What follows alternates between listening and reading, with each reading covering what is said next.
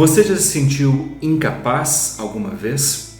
Já percebeu que algo era grande demais para que você então pudesse realizar e, portanto, sentiu-se paralisado, com medo, sem saber como agir? Se você já se sentiu assim ou conhece alguém que já passou por essa experiência, certamente a palavra de Deus tem algo a dizer a você. Hoje, quando falamos sobre o Êxodo capítulo 6, vemos a história de Deus através do seu servo Moisés, que mais uma vez ensina-lhe e mostra-lhe como Deus sempre está junto dos seus servos. Portanto, venha conosco participar de mais este estudo bíblico. Eu sou o pastor Francis Dietrich Hoffmann, pastor da Igreja Evangélica Luterana do Brasil e também comunicador aqui da Rádio Cristo para Todos, a rádio que é uma boa companhia para você. No momento, atuo como missionário da Igreja Luterana aqui em Addis Abeba, na Etiópia, no seminário onde temos o privilégio de poder ensinar a palavra de Deus também para muitas pessoas que aqui estão. E justamente por falarmos na palavra de Deus, nos focamos e queremos nos concentrar na leitura deste texto, que é o texto de Êxodo capítulo 6, o qual passo agora a ler. Então o Senhor disse a Moisés: Agora você verá o que eu vou fazer a Faraó, pois por mão poderosa os deixará ir, e por mão poderosa os expulsará da sua terra. Deus falou a Moisés e lhe disse: Eu sou o Senhor. Apareci a Abraão, a Isaque e a Jacó como Deus poderoso, mas pelo meu nome, o Senhor, não lhes fui conhecido. Também estabeleci a minha aliança com eles para dar-lhes a terra de Canaã, a terra em que viveram como estrangeiros. Eu também ouvi os gemidos dos filhos de Israel, os quais os egípcios escravizam, e me lembrei da minha aliança. Portanto, diga aos filhos de Israel: Eu sou o Senhor, vou tirá-los dos trabalhos pesados no Egito, vou livrá-los da escravidão, vou resgatar vocês com braço estendido e com grandes manifestações de juízo. Eu os tomarei por meu povo e serei o seu Deus. E vocês saberão que eu sou o Senhor, seu Deus, que os tiro dos trabalhos pesados no Egito. Eu os levarei para a terra que jurei dar a Abraão, a Isaque e a Jacó. Darei essa terra a vocês como herança. Eu sou o Senhor. Desse modo, Moisés falou aos filhos de Israel, mas eles não deram ouvidos a Moisés, por causa da angústia de espírito e da dura escravidão. O Senhor falou a Moisés, dizendo: Vai e diga a Faraó, rei do Egito, que deixe que os filhos de Israel saiam da sua terra. Moisés, porém, respondeu ao Senhor, dizendo: Eis que os filhos de Israel não me têm ouvido. Como, pois, me ouvirá Faraó? E não sei falar bem. No entanto, o Senhor falou a Moisés e a Arão, e lhes deu uma ordem para os filhos de Israel e para Faraó, rei do Egito. Deveriam tirar os filhos de Israel da terra do Egito. São estes os chefes das famílias, os filhos de Ruben, o primogênito de Israel, Enoque, Palu, Hezron e Carmi. São essas as famílias de Ruben. Os filhos de Simeão, Jemuel, Jamim, Oade, Jaquim, Zoar e Saul, filho de uma cananeia. São essas as famílias de Simeão. São estes os nomes dos filhos de Levi, segundo as suas gerações: Gerson, Coate e Merari. E os anos da vida de Levi foram 137. Os filhos de Gerson, Libni e Simei, segundo as suas famílias. Os filhos de Coate, Rão, Izar, Hebron e Uziel. E os anos da vida de Coate foram 133.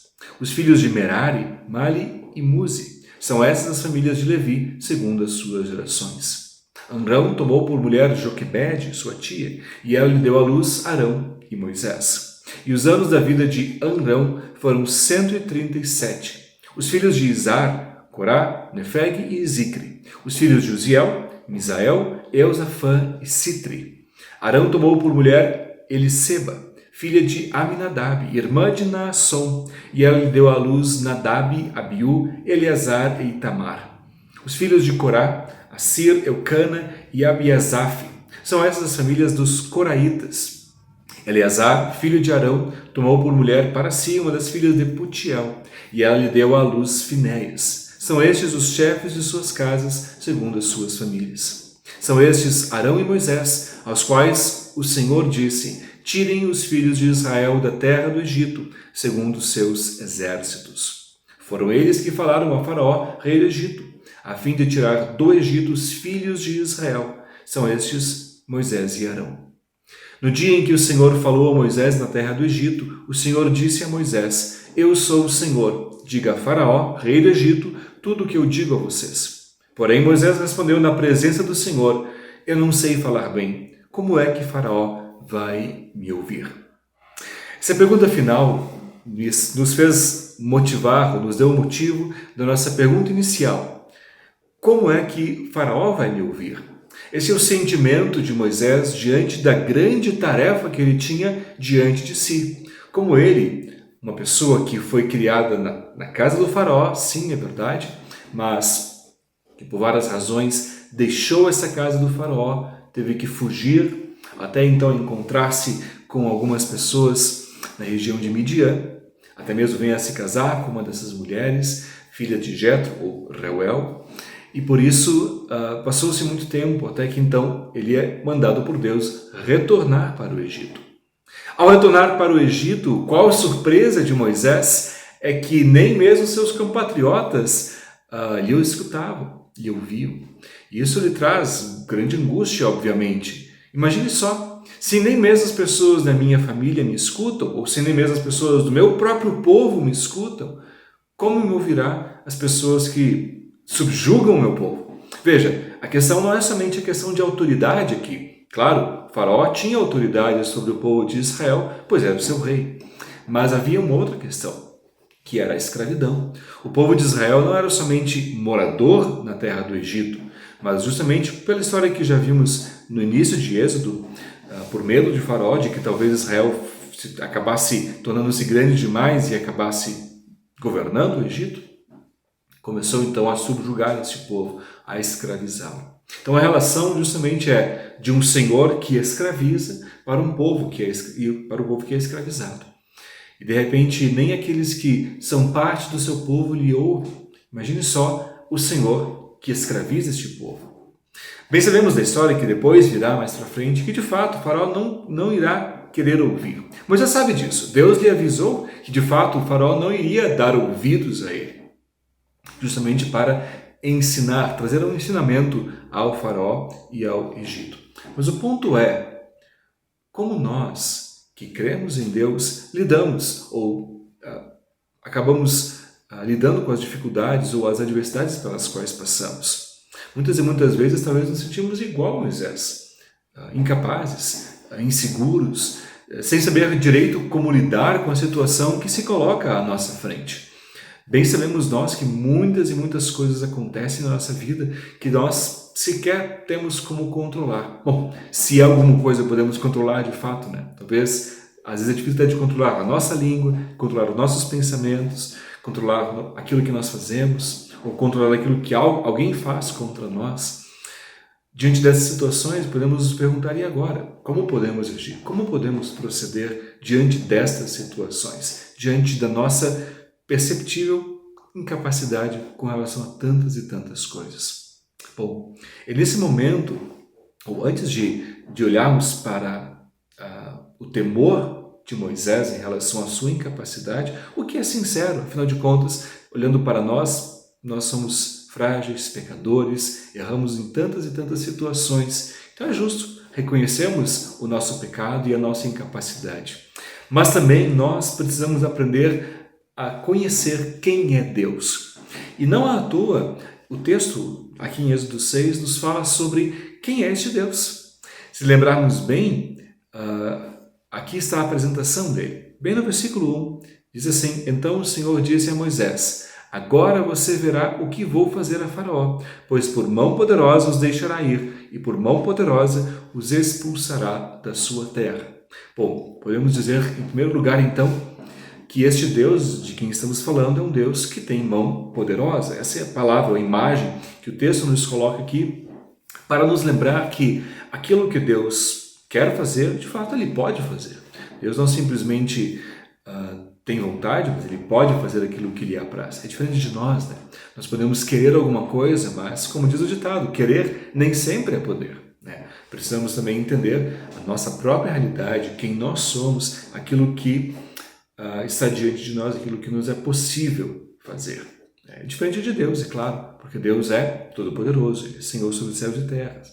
E justamente muitas e muitas vezes, quando vemos Deus parecendo perder, entre aspas, ou até mesmo demonstrando certa fraqueza, temos que entender que até isso Ele quis revelar de si mesmo, isso mesmo Ele quis demonstrar.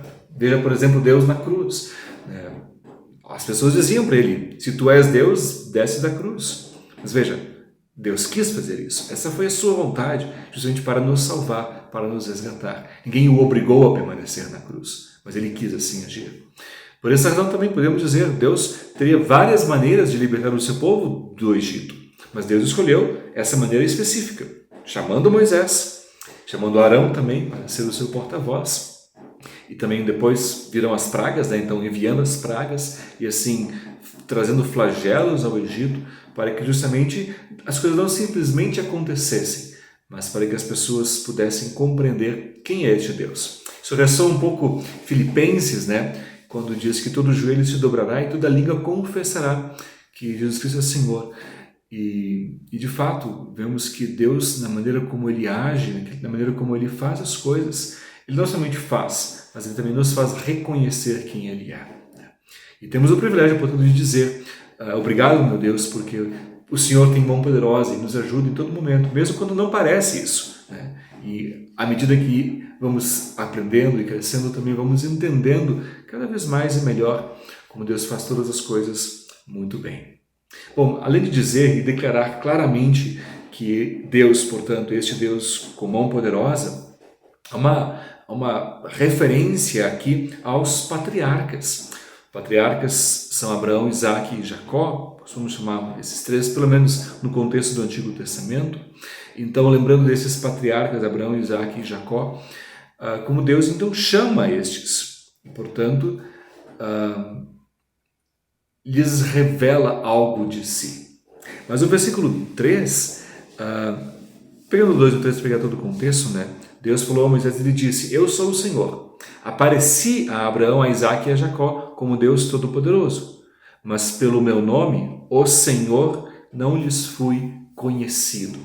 Falar do nome de Deus é algo bastante, para alguns polêmico, mas eu diria difícil de falar, justamente porque, por respeito ao nome de Deus e por medo de quebrarem um dos mandamentos, no caso o segundo mandamento que diz, não tomarás o nome do Senhor teu Deus em vão, porque o Senhor não terá por inocente que tomar o seu nome em vão.